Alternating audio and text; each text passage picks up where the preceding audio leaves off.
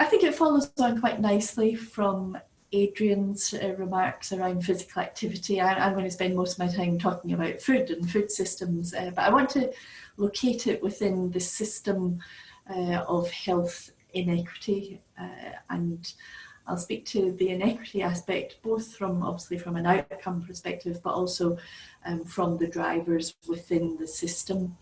And when I make all sorts of mistakes as I talk about systems, I'm so pleased that I'm being followed by Steve Allender, who really is one of the world's best thinkers when it comes to systems and health. So Steve, you can correct all of my mistakes. Thank you very much. So in the context of health and health inequity, I think just to remind us so of course we're living through COVID-19 right now, and that has emerged from a complex environment and system. But before COVID-19 took over the world, we've got, of course, non-communicable diseases, we've got inequality, and we've got climate change. And if nothing else, here's a plug for a book that I did a couple of years ago. Because what's front and centre of the argument of this relationship between NCDs, inequality and climate change, I position as this consumptogenic systems. And these are the systems of public policy, of industry practices, of institutional and social norms that incentivise and reward excess production and consumption of products, of services, of ways of being that are unhealthy, that are inequitably distributed and valued, and are incredibly harmful to the environment, to the planet, and ultimately in relation to climate change. So we live in systems, and we live, I would say, within consumptogenic systems. And food is front and centre of that, or well, not front and centre, is a very important subsystem within the global consumptogenic system. And so the food system I've noted here, from production through to processing, manufacturing, the retail environment, the fast food sector, and then of course through to us as consumers at the individual and the household level. But all of that operates, and particularly when we think about the inequities associated in outcomes, all of that operates very closely connected to the social system. So issues of transport, issues of housing, issues of income, to do with employment, to do with social welfare, issues of social support, social capital, all of that tightly connected together and tightly connected with the food system. And then, of course, the environment, so planet Earth, and all of the biophysical elements that are there, which are affected by and contribute to the social system and are fundamentally connected in with the food system. So we've got these interlinkages happening between these already highly complicated systems. But the complex nature of systems thinking tells us not only are they interconnected, but they're reinforcing, sometimes positively and sometimes negatively, in terms of emergent properties. And emergent properties that might arise from these systems. So this is a cross-section of a deep-fried Mars bar, a speciality of where I'm from in Glasgow in Scotland. But I've just put that there as a bit of a placeholder for when the food system and the elements, those different components within the food system, those factors are intersecting with the social and I'll come to the environment in a second, really leads towards the excess availability, the excess accessibility, the excess desirability of foods that are high in fat, high in salt, high in sugar, junk food. And these foods are much more the levels of consumption of those foods, certainly in high-income countries, are much greater among lower socioeconomic households, among socially disadvantaged people in households. And that, of course, has implications when we think about the social system in supporting people to eat healthy foods. But the other emergent property from the food system, if you think about it in relation to the environment, is the contribution to greenhouse gas emissions. Depending on which figure you read or which report you read, it's somewhere between 25 and 30% contribution to global greenhouse gas emissions. Enormous contribution to global greenhouse gas emissions. Imagine if we had a food system that was based on principles of health and environmental sustainability, and then all of those other environmental harms that emerge from the food system. I suppose I'm going to pause and say the food system is marvellous. It's really important. There are great things, great contributions to health from it. But when we look at some of these, sometimes referred to as emergent properties, from a systems perspective, sometimes referred to as negative externalities, then we have we know that something needs to change.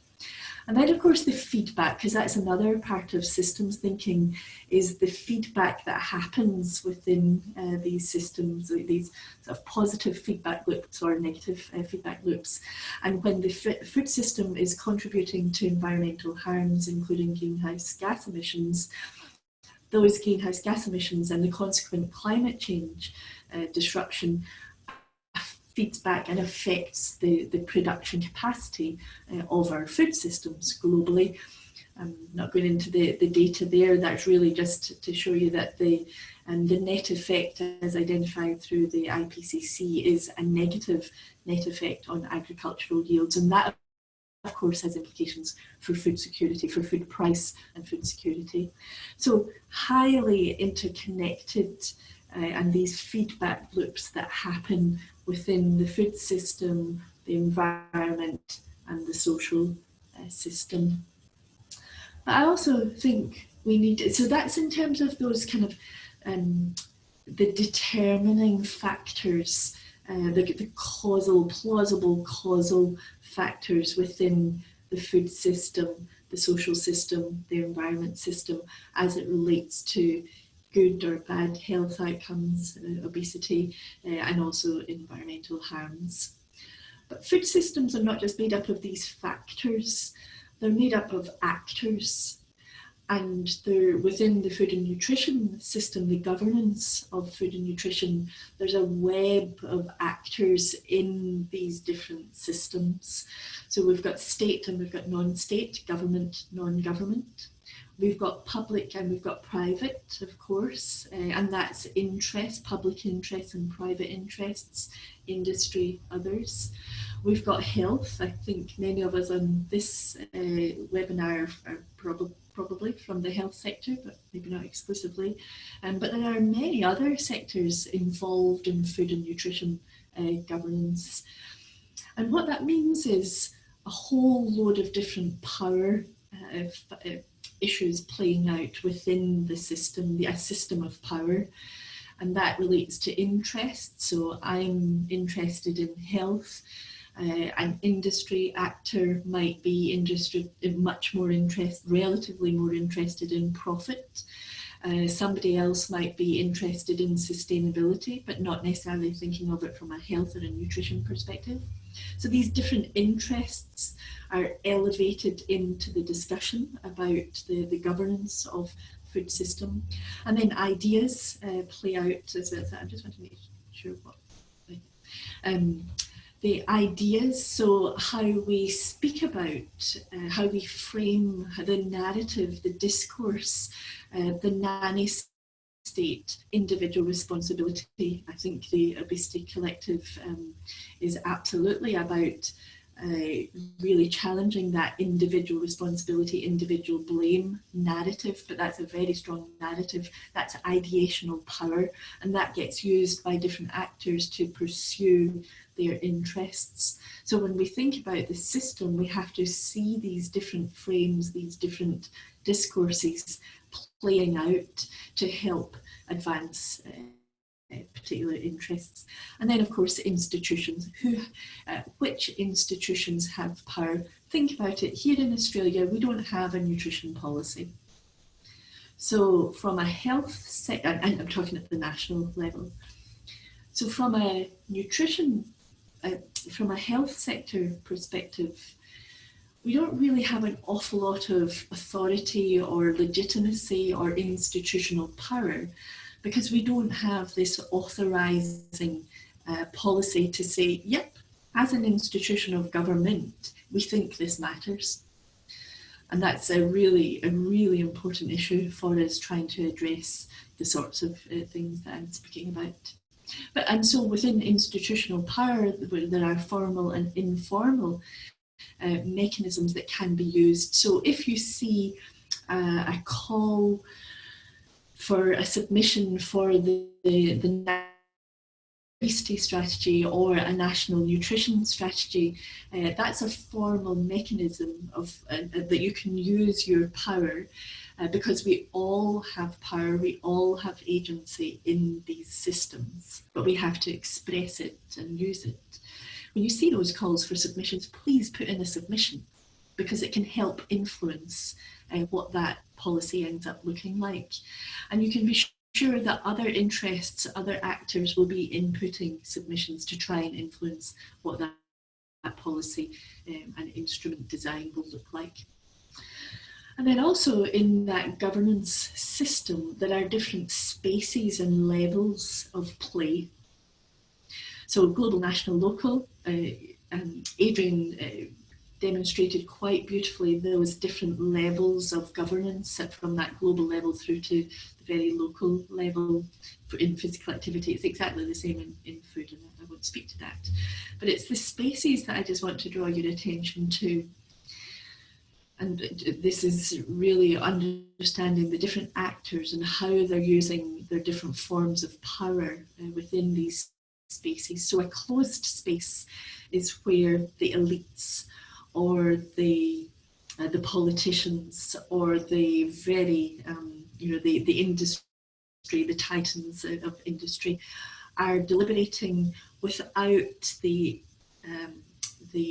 oversight or the input from other interests.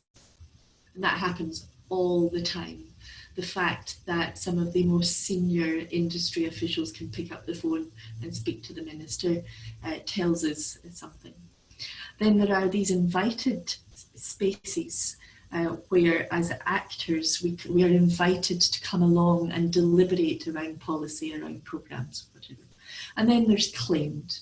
And that, I think, is something that the Obesity Collective is doing. You're claiming a space within this consumptogenic system, within this food system. You're claiming a space to say, nope, things have to change. We want to disrupt the dominant narrative. We want to use our ideational power to speak about some of these underlying factors, underlying systems that is contributing to obesity. And so I'm not going to speak through all of this, but I think there are reasons to be hopeful in the context of these food, social and environmental systems that are creating problems from obesity and environment perspective. But Adrian mentioned this, that systems are not static, they are always changing. And I don't want to speak to that at all. They are always changing, and what that means is for the actors within the system, the joy of Zoom. Hey, how's that? That's my dog going crazy in the background. But for us as actors in the system, using our agency to influence, to work with other actors in different sectors, there is the messiest map you can ever see that we created, which was all about addressing inequities in healthy eating. And all I want you to take from that is there are opportunities across sectors for us as individuals concerned about health and nutrition to engage with those actors and pull those levers of change that are embedded within the system, because it's always changing.